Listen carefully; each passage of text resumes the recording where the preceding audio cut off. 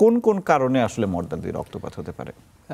প্রথমে বুঝতে হবে যে মলদ্বার দিয়ে রক্ত যে ব্যক্তি বা যে পেশেন্টটা যাচ্ছে তার এজটা একটা খুব ইম্পর্টেন্ট ফ্যাক্টর।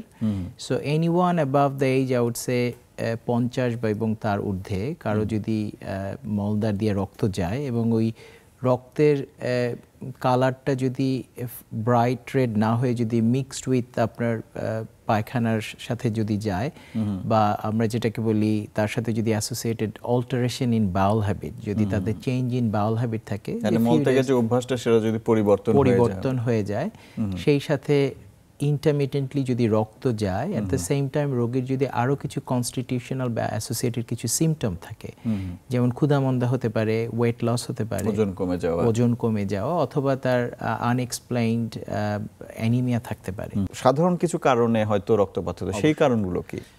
কমনেস্ট যে কারণটা যেটার জন্য আমি that is probably the culprit for the largest number of যে মলদ্বার দিয়ে ব্লিডিং যেটা হচ্ছে তার যেটাকে আমরা পাইলস বলে থাকি মেডিকেল টার্মে হেমোরয়েডস।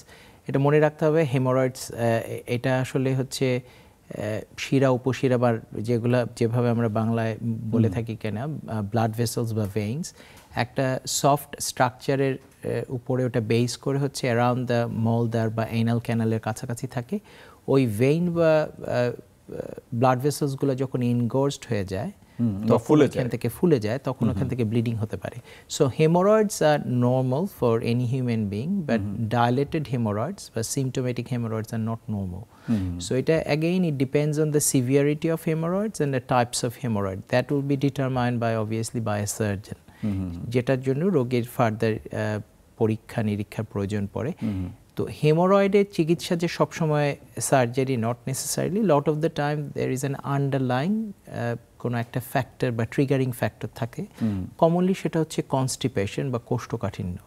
সো ওই সমস্যা যদি সমাধান করা যায়, ওই খোলা ভেইনগুলো যে এটা কমে যেতে পারে। আচ্ছা, হেমোরয়েড বা পাইলস ছাড়া অন্য আর কি কারণে রক্তপাত হতে পারে? হেমোরয়েডসের সাথে সাথে আরেকটা সমস্যা খুব কমন বা coincidental or they can overlap, that is called fissure, anal fissure. ওটা হচ্ছে একটা টিয়ার বা কাটা ফেটে যাওয়া। সেটা হচ্ছে ওই জায়গাটায় ফেটে গেলে ওই জায়গাটা হিল হতে অনেক সময় লাগে। So there is a recurrent বারবার ওই জায়গা থেকে রক্তপাত হতে পারে এবং ওই রক্তপাতটা প্রচণ্ড পেইনফুল হয়, যে কারণে ব্যথা থাকে। সো ওইটা যেমন হেমোরয়েড এবং এই সমস্যা দুইটা অনেক সময় কম্বাইন্ড থাকতে পারে অথবা আলাদা আলাদাভাবে হতে পারে। কারেক্ট। এর বাইরে বাউল ক্যান্সার বা রেকটাল ক্যান্সারের একটা সিমটম হতে পারে rectal bleeding, or even anal cancer, পায়খানার রাস্তার কাছাকাছি, সেটা থেকে হতে পারে। এর বাইরে আরো কিছু ছোট ছোট কন্ডিশন থাকে, সেগুলো থেকে হতে পারে, যেমন কারো যদি লিভার ফেইলিয়ার বা পোর্টাল হাইপারটেনশন আমরা যেটাকে বলি, সেখান থেকে লিভার সিরোসিস যদি থাকে, লিভার সিরোসিস থাকে, সেখান থেকে হতে পারে।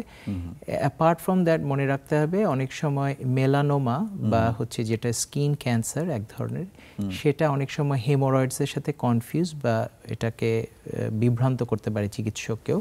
সেই ক্ষেত্রে ওই জায়গা থেকেও ব্লিডিং হওয়ার সম্ভাবনা থাকে।